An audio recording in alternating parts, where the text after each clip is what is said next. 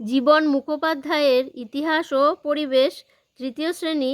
আজ আমরা ধর্ম, কুসংস্কার ও পুরোহিত শ্রেণী দ্বাদশ অধ্যায়ের কিছু অনুশীলনী প্রশ্নের উত্তর দেখে নেব। প্রথম প্রশ্ন, প্রকৃতিকে সন্তুষ্ট রাখার জন্য মানুষ কিসের আশ্রয় নিয়েছিল?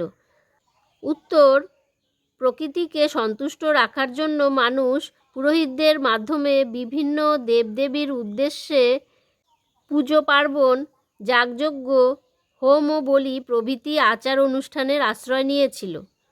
দ্বিতীয় প্রশ্ন, সমাজে পুরোহিত শ্রেণীর উদ্ভব হলো কিভাবে? উত্তর, প্রাকৃতিক কারণের পিছনে দেবতাদের হাত আছে বলে এক শ্রেণীর চালাক মানুষ প্রচার করত। তারা বলতো পুজো দিয়ে এদের সন্তুষ্ট করতে হবে। এই সব কর্মকাণ্ড নিয়ে তারা নানা কাল্পনিক কাহিনী এমনভাবে বলতো যে সবাই তা বিশ্বাস করত। সমাজে এই চালাক মানুষরাই হয়েছিল পুরোহিত শ্রেণী। তৃতীয় প্রশ্ন, ওঝা কাদের বলা হয়? উত্তর, মানুষের নানা রকম অসুখ বিসুখ হতো, কিন্তু তার কারণ তারা জানতো না। এই সুযোগ নিয়ে যারা ঝাড়ফুঁক, তুকতাক ও মন্ত্রতন্ত্র প্রভৃতির মাধ্যমে ওই সব অসুখ মিথ্যাভাবে সারিয়ে দেবার অভিনয় করত তাদের ওঝা বলা হয়। চতুর্থ প্রশ্ন, গুরুমশাই কাদের বলা হয়?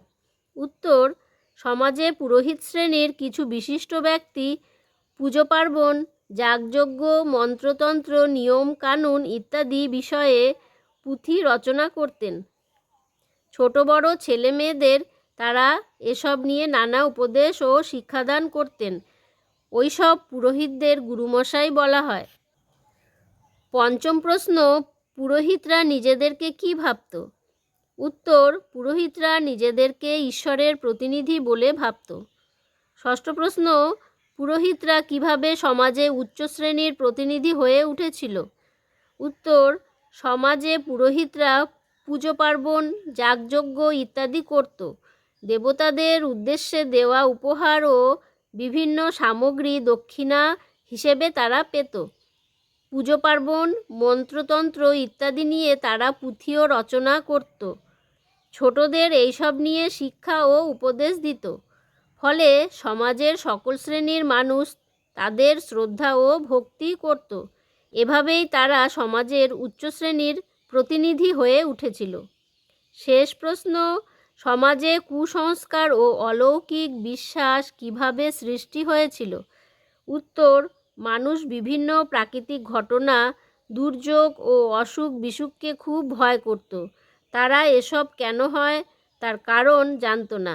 এই দুর্বলতার সুযোগ নিয়ে এক শ্রেণীর চালাক মানুষ অর্থাৎ পুরোহিতরা বলতে লাগলো এসবের পিছনে দেব দেবীদের ভূমিকা আছে, তাদের সন্তুষ্ট করতে হবে।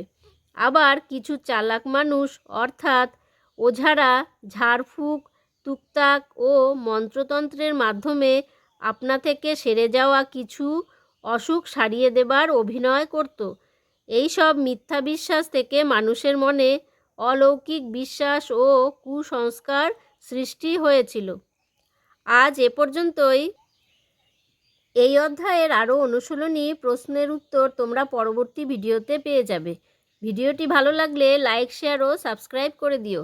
দেখা হচ্ছে পরের ভিডিওতে।